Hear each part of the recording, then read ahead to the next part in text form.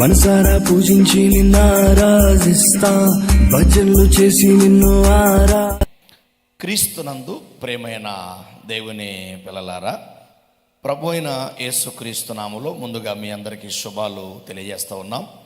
మరి మీరు తమ్మునేల్లో మీరు చూసినట్లుగా వరద బాధితులారా ఇప్పటికైనా మేలుకోండి, ఇలాంటి అధికారుల మీద ఆధారపడకండి అనే అంశం మీద మనం మాట్లాడుకుంటున్నాం.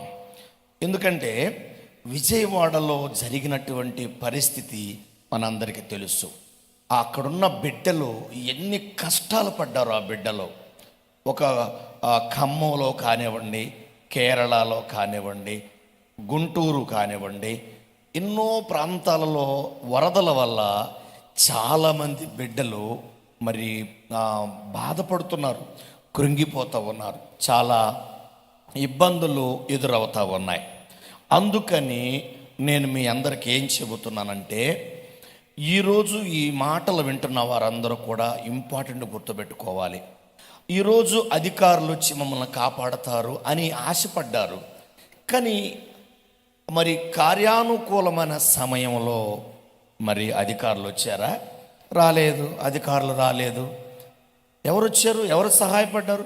పోనీ అన్ని లక్షల మందికి భోజనం అందాలంటే ఎవరైనా ఎంత అధికార యంత్రాంగం చొరవ తీసుకున్నప్పటికీ అంతమందికి ఆహారాన్ని అందించడం చాలా కష్టమైపోయింది. అందుకే ఈరోజు చాలామంది ఆ వరద బాధితులు దుమ్మెత్తిపోస్తున్నారు అధికారులని. నిజమే, అధికారుల్లో కూడా కొంత నిర్లక్ష్య వైఖరి అవలంబిస్తూ ఉన్నారు. ఎందుకు? ఇప్పుడు విజయవాడలో కానీ, లేకపోతే కేరళలో కానీ, ఖమ్మంలో కానీ, ఇంకా ఎక్కడైనా ఈ వరదల వల్ల ప్రజలు చాలా శ్రమల పాలైపోతారు. విజయవాడలో మీరు చూశారు కదా, ఆ ఇళ్ల మధ్య ఇళ్ళన్నీ నిండిపోయినాయి.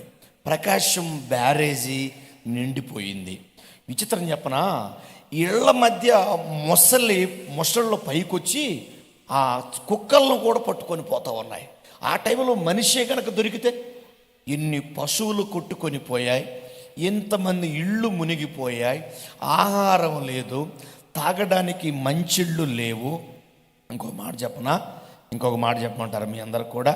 విచిత్రం ఏంటంటే, తాగడానికి మంచిళ్ళు కూడా లేని ఆ పరిస్థితుల్లో కనీసం పాలు, చాయ్ పెట్టుకోవడానికి పాలు కానీ, పెరుగు కానీ, తినే ఆహార పదార్థాలు లేవు. ఎంతోమంది ముఖ్యంగా దైవజనులు, క్రైస్తవులు చాలామంది సహాయపడ్డారు. చాలామంది, ఎంతమంది క్రైస్తవులు అంటే, నా ఉద్దేశం క్రైస్తవులే ఎక్కువగా సహాయపడ్డారు అని నేను చెప్పటం లేదు. నేనేం చెబుతున్నా అంటే, చాలామంది క్రైస్తవేతరులు కూడా సహాయపడ్డారు. కానీ అధికారులైన వారు ఒక వాలంటీర్స్ని ఏర్పాటు చేసుకొని అప్పటికప్పటికి, ఎందుకంటే ఒక్క రోజులో వచ్చినటువంటి వర్షం అయితే కాదు, ఎన్నో రోజుల నుంచి వర్షం పడుతుంది, తెలుసు పరిస్థితి. మరి ఆ లోతట్టు ప్రాంతాలే కానీ, అసలు విజయవాడ నగరం అంతా కూడా బహు బీభత్సంగా మరి ప్రమాదానికి గురైపోయారు, ఎన్నో ఇబ్బందులు పడతా వచ్చారు. కాబట్టి ప్రియమైన దేవుని పిల్లలారా, ఆ దృశ్యాలు చూసినప్పుడు చాలా మనసులో బాధేసింది. ఈరోజు అధికారుల మీద ప్రజలు ఆధారపడుతున్నారు. నేనేమంటానంటే, ఈరోజు అధికార యంత్రాంగాన్ని చూస్తే, ఏ అధికారైనా కానివ్వండి, ప్రజల గురించి అంతగా కేర్ తీసుకునే వాళ్ళు ఎవరున్నారు చెప్పండి అండి? ఎవరున్నారు? ఏదైనా సహాయం చేసినా కానీ ఏదో ఇకన అందరి ముందు సోషల్ మీడియాలో చూస్తున్నారన్న ఒక ఉద్దేశంతో కొందరు వీడియో పెట్టుకొని, కెమెరాలు ఉన్న వాళ్ళు మేము సహాయం చేసామని కెమెరా ఉన్న వాళ్ళు వీడియోలు, ఆడియోలు పెట్టుకున్నారు. కొంతమంది ఏ కెమెరాలు లేని వాళ్ళు, సోషల్ మీడియాలో ఏ ఛానల్ లేని వాళ్ళు ఎంతోమంది సహాయపడ్డారు. అంతమంది సహాయపడిన మరి ఎంతోమంది రహస్యంగా సహాయపడ్డారు. కానీ అధికార యంత్రాంగం కొన్ని లోపాల వల్ల ప్రజలు చాలా ఇబ్బందులు ఎదుర్కొన్నారు. ఎన్ని పశువులు కొట్టుకొని పోయినాయి మీకు తెలుసా? ఉత్తర కొరియా ప్రెసిడెంట్ ఎవరు? కిమ్. ఆ కిమ్ అట వరద బాధితుల విషయంలో ఏం జరిగింది? ఆ వరద బాధితుల విషయంలో అధికారులు నిర్లక్ష్యం వ్యవహరించారని 30 మందికి ఉరి తీయించాడండి. అధికారులకి 30 మందికి. ఆ కిమ్, ఆ ప్రెసిడెంట్ పేరు ఏం పేరు? ఉత్తర కొరియా ప్రెసిడెంట్ కిమ్. విచిత్రం చెప్పనా, ఆ కిమ్ వాళ్ళ నాన్న చనిపోయినప్పుడట ఆ పట్టణాల్లో ఉన్న ఏ ఒక్కరు కూడా నవ్వకూడదంట. నవ్వితే వారి గురి శిక్ష అంట వాళ్ళకు కూడా. నిజంగా అసలు అధికారు ఎటువంటి ఆశ్చర్యం అండి ఆ అధికారి. ఇంకో మాట మీ అందరికి కూడా నేను చెప్తా. అదేంటంటే ఆడెవరైనా తల కట్టింగ్ చేయించుకోవాలంటే ఆ తల కట్టింగ్ కూడా కిమ్ముకు నచ్చినట్టే చేయించుకోవాలా. మన ఇష్ట ప్రకారం కటింగు చేయించుకోకూడదు.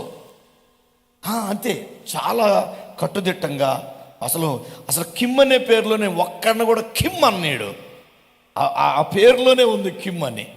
కానీ ఈరోజు అండి ఇంతమంది యంత్రాంగం ఏమంటే మరి విజయవాడ రాజధాని కాబోతుందని అందరూ సంబరపడుతున్న వేళ అట్టడుగును మునిగిపోయిందండి.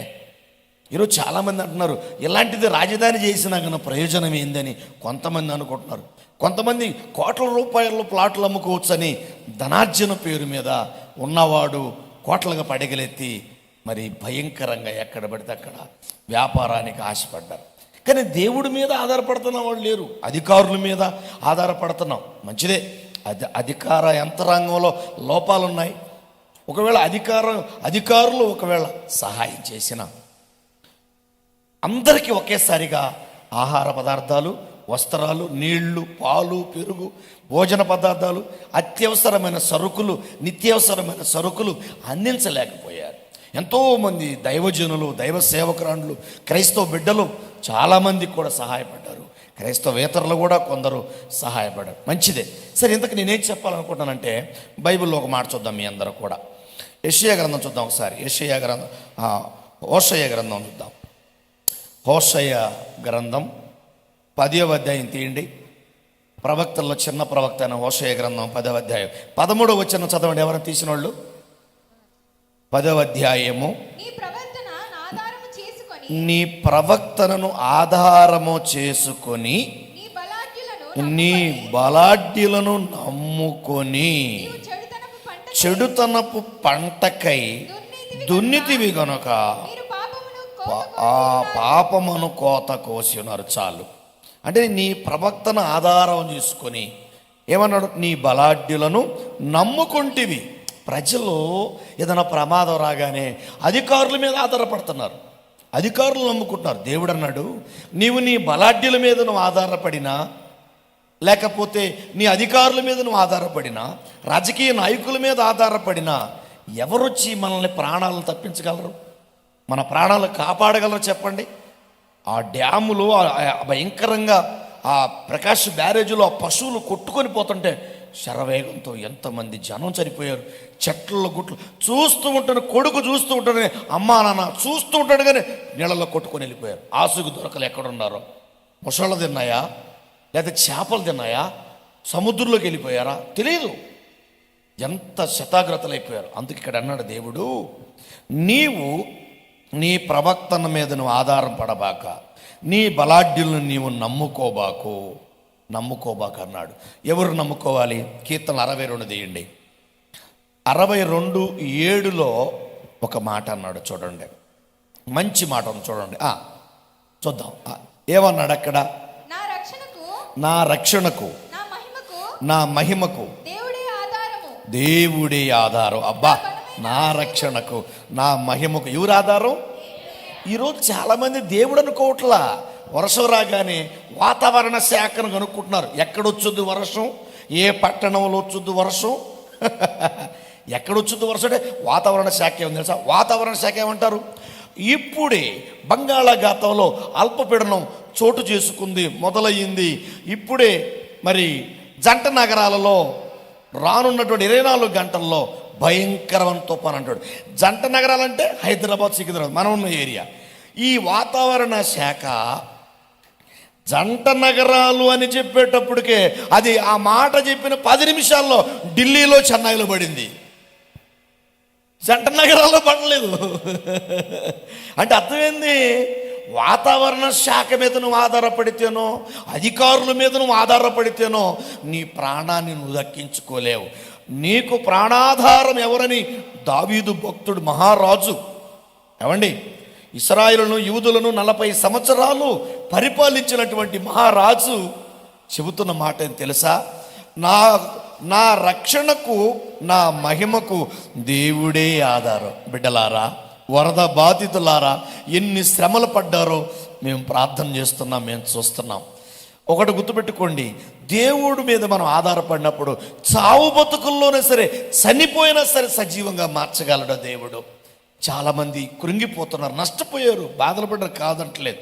కానీ మనం ఆధారపడవలసింది మనుషుల మీద కాదు, బలాఢ్యుల మీద కాదు. అందుకే ఇందాక చెప్పే కదా మీకు హోషేయ గ్రంథంలో, నీ ప్రవక్తను ఆధారం చేసుకోవద్దు, నీ బలాఢ్యులను నమ్ముకోవద్దు. ఎవరు నమ్ముకుంటున్నావు? నువ్వు దేవుని నమ్ముకోవాలా?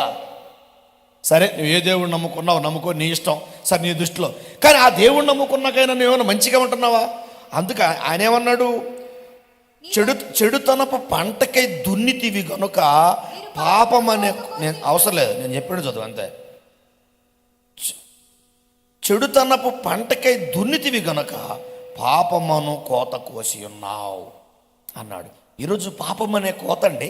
ఏమండి, మీరు ఒక విజయవాడ కాదండి, ఒక గుంటూరు కాదు, ఒక ఖమ్మం కాదు, ఒక కేరళ కాదు, ప్రపంచ దేశాల్లో ఎక్కడ ఏ సునామీ వచ్చినా, ఏ వరదలు వచ్చినా, అది గుజరాత్ అయినా, అది ఎక్కడ చైనా అయినా, అది ఉత్తర కొరియా అయినా, ఎక్కడైనా సరే ఒకటే గుర్తుపెట్టుకోండి, పాపము వల్లే కీడు సంభవిస్తుంది.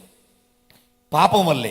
యోన అడుగు భాగమును పడుకొని నిద్రపోతున్నాడు. దేవుడేమో నేనే పట్టణం వెళ్ళి వాక్యం చెప్పమంటే తర్షీషుకు వెళుతున్నాడు. అప్పుడు సముద్రం మీద పెద్ద తుఫాను వచ్చేసింది. పెద్ద తుఫాను వల్ల పడవ మునిగిపోతుంది. అప్పుడు ఆ ఓడ నావికులందరూ సీట్లు వేసి, ఎవరిని బట్టి ఈ కీడు మనకు సంభవించును, ఎవరిని బట్టి అని రాస్తున్నాడు. అంటే ఈరోజు మనిషి పాపం వల్ల దేశంలో కీడు సంభవిస్తుంది. అందుకే మనం ఆధారపడవలసిన దేవుడి మీద, మనుషుల మీద, బలాఢ్యుల మీద, యంత్రాంగం మీద మనం ఆధారపడకూడదు. కాబట్టి ప్రియమైన దేవుని పిల్లరా, మనము దేవుని మీద ఆధారపడాలి. ఏబు గ్రంథంలో ఒక మాట వస్తుంది, చూద్దాం. ఏబు గ్రంథం 37వ అధ్యాయము 6వ వచనాన్ని చూద్దాం. భూమి మీద పడుమని హిమముతోను వర్షముతోను, ఇదేంది మళ్ళీ వర్షంతోను, మళ్ళీ మహావర్షంతో ఆయన ఆజ్ఞ ఇస్తున్నాడు. ఆ మాట చూడండి, భూమి మీద పడమని హిమాముతోను అంటే మంచు, వర్షంతోను, మహావర్షం అంటే వర్షం ఉంది, మహావర్షం రెండు చూపుతున్నాడు అక్కడ. అంటే ఈరోజు చాలామందికి వర్షం వస్తుందంటే పర్వాలా, మహావర్షం అనే పేరు రాశాడు. దీన్ని ఏమంటారంటే తుఫాను అంటారు. అంటే వర్షం వచ్చినంతసేపు పంటలు పండుతాయి, వర్షం వచ్చినంతసేపు ఊరు మొత్తం బాగుంటుంది. కానీ విచిత్రం ఏంది ఇక్కడంటే, ఆ వర్షం తుఫానుగా మారకూడదు. అది మారుతుందంటే మనుషుల్లో లేక పట్టణాలలో పాపం చోటు చేసుకుంది. ప్రేమైన దేవుని పిల్లలారా, ఏమంటే ఎవరినో మేము కించపరచాలని కాదండి, మనిషి తెలుసుకోవట్లా, అసలు నేనే పాపం చేసి అనుకుంటున్నాడు మనిషి.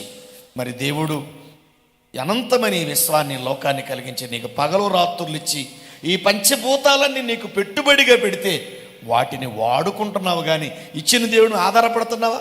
అందుకే ఆయన అంటున్నాడు, భూమి మీద పడమని వర్షంతోనూ మహావర్షంతోనూ ఎవరు చెప్తారు చెప్పండి? ఎవరు చెప్తారు?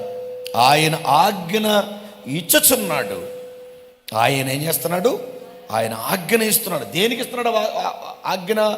వర్షానికి ఇస్తున్నాడు. వర్షానికి ఆజ్ఞ ఇచ్చే దేవుడు ఉన్నాడు. ఎవరికన్నా తెలుసా? ఎవడు పడుచుకున్నాడు? వాడు వాతావరణ శాఖ మీద ఆధారపడుతున్నాం కాదు. ప్రేమైన దేవుని పిల్లలారా, వర్షానికి ఆజ్ఞనిచ్చే దేవుడు ఉన్నాడు. ఆ వర్షమే మనుషుల్లో గనక పాపం విస్తరిస్తే మహావర్షం అంటే తుఫానుగా మారిపోతుంది. ఇర్మియా గ్రంథం 5వ అధ్యాయం 21 నుంచి 25 వచనాలు చూపిస్తాడు. చూడండి జాగ్రత్తగా. ఇర్మియా గ్రంథం 5వ అధ్యాయము 21 నుంచి 25 వచనాలు చూద్దాం. కన్నులుండి చూడకయు, వినకయు, మూడులారా ఏంటది? సముద్రము దాని తరంగము లెంత పొర్లినను పొర్లిన అవి ప్రబలకయు ఎంత ఘోషించినను ఘోషించిన దాన్ని దాటలేకయు దాటలేకయు ఉండునట్లును నిత్య నిర్ణయం చేత దానికి ఇసుకను సరిహద్దుగా మీరు చాలండి. నా సన్నిధిని వణకరా, వణికేవాడు లేడు, భయపడేవాడు లేడు. ఆ లిస్ట్ అంతా మీరు 25 వచ్చాలు చదివితే ఎవరండి భయపడేవాళ్ళు? భయపడేవాళ్ళు లేరు దేవుడికి. అందుకే యెహెజ్కేలు గ్రంథంలో ఒక మాట అంటాడు, 13వ అధ్యాయం 13వ వచనంలో చూడండి ఏమన్నాడు. వరద బాధితులారా, మనం మనుషులు నమ్ముకుంటే మనం బాగుపడం, అధికారుల మీద ఆధారపడితే మనం బాగుపడవండి. దేవుడి మీద ఆధారపడాలి. నా రక్షణకు నా మహిమకు దేవుడే ఆధారమని భక్తుడు చెబుతా ఉన్నాడు. కాబట్టి ప్రియా దేవుని పిల్లారా, ఇప్పుడు చూద్దాం 13:13 లేవన్నాడు ఇర్మియా గ్రంథంలో. యెహెజ్కేలు గ్రంథం క్షమించండి, యెహెజ్కేలు గ్రంథం 13:13. అందుకు ప్రభువైన యెహోవా సెలవిస్తుంది ఏమనగా, నేను రౌద్రము తెచ్చుకొని తుఫాను చేత దానిని పడగొడతాను. నా కోపాన్ని బట్టి అమ్మమ్మమ్మ ఎలా మారిందంట, వర్షం ప్రవాహంగా మారి కురియును. నా రౌద్రాన్ని బట్టి గొప్ప వడగళ్ళు కూడా పడి దానిని లయపరచును. ఈరోజు ఎన్ని పంటలు నాశనం అయిపోతున్నాయి. చాలామంది దేవుణ్ణి తిట్టుకుంటున్నారు. అసలు అది ఎందుకు వస్తుంది అనుకున్నావు? మనిషి దేవుణ్ణి గుర్తించట్లేదు. మనిషి దేవుణ్ణి గుర్తించటం లేదు. మనిషి స్వార్థం కొరకు బతుకుతున్నాడు. డబ్బు కోసం, ధనం కోసం, అక్కర్ల కోసం, అధికారం కోసం, సింహాసనాల కోసం. ఏమండి, ఈ రాజకీయాల పేరు మీద ఈరోజు ప్రతి మనిషి బతుకుతున్నాడు. రాజకీయాల పేరు మీద ఈరోజు భయంకరంగా దేవుడే లేకుండా దేవుడి మీద నిందలు మోపుతున్నారు, దేవుడి మీదనే. అందుకే దేవుడు అంటున్నాడు, నాకు కోపం వచ్చేస్తుంది మిమ్మల్ని బట్టి, నాకు కోపం వచ్చేస్తుంది అన్నాడు. యెహెజ్కేలు గ్రంథం 14వ అధ్యాయం తీద్దాం ఒకసారి. యెహెజ్కేలు 14వ అధ్యాయము 13వ వచనం చూద్దాం ఒకసారి. నరపుత్రుడా, ఏ దేశమైతే విశ్వాసఘాతకమై నా దృష్టికి పాపం చేసిందో దానికి నేను విరోధినై ప్రాణాధారముకు ఆహారం లేకుండా. చాలా ఆ మాట నేను చదువుతా చూడండి. నరపుత్రుడా, ఏ దేశమైతే విశ్వాసఘాతకమై నా దృష్టికి పాపం చేసినదో దానికి నేను విరోధినై ప్రాణాధారముకు ఆహారం లేకుండా చేసి కరువు పంపించి మనుషులను పశువులను నిర్మూలం చేస్తానని దేవుడే చెప్తున్నాడు. ఇప్పుడు ఎవడ కోప్పడతాడు దేవుడి మీద చెప్పండి?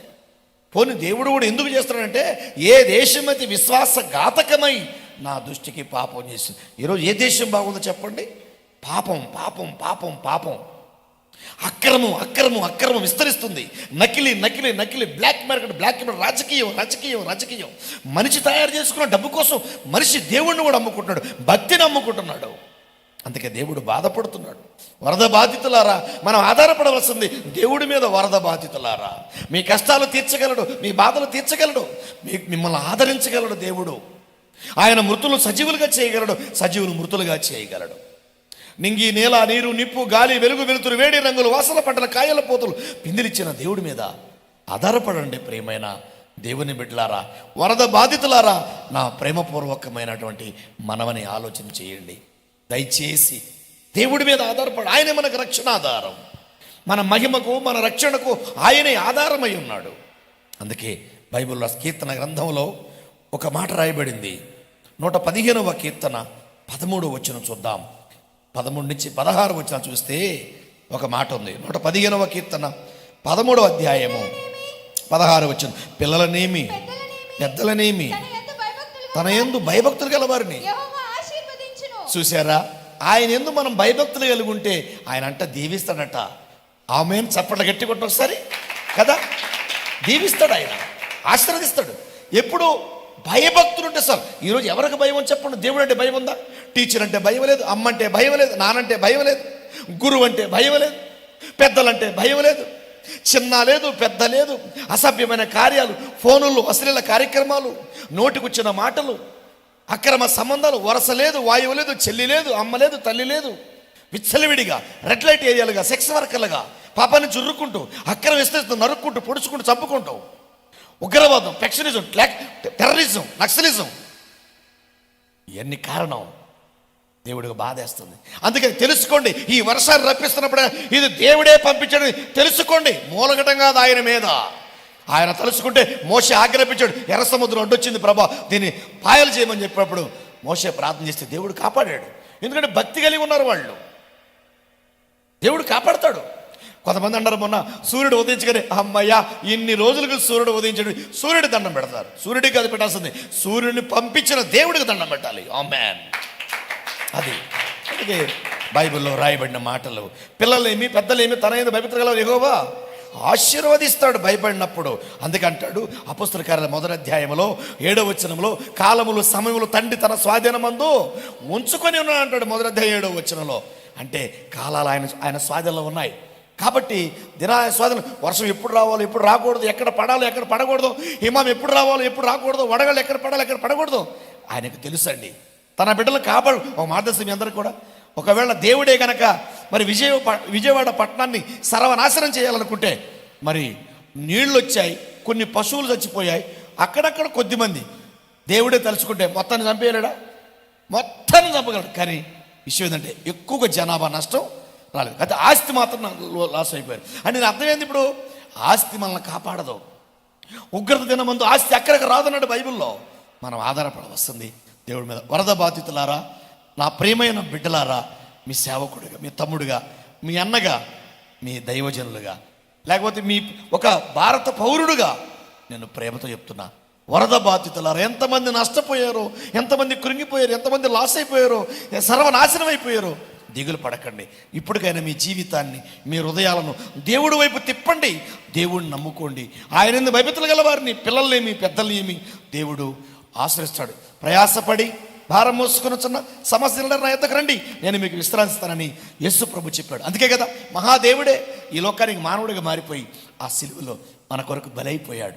బలిపశువుగా రక్తశక్తమై చనిపోయి సమాజపడి 3వ రోజు తిరిగి లేచి ఆరోహణ వెళ్ళిపోయాడు. ఇదిగో నేను తిరిగి వచ్చేటప్పటికి మీ భక్తిని కాపాడుకోండి, నేను మరలా వచ్చి మిమ్మల్ని తీసుకొని పోతాను. పిల్లరా, ఈ భూమి మీద ఉన్నంతకాలం ఎంత ఉన్నవాడికైనా కష్టాలు, బాధలు, శ్రమలు వస్తాయి. కానీ ఒక రాజ్యం ఉంది, శాశ్వత రాజ్యం.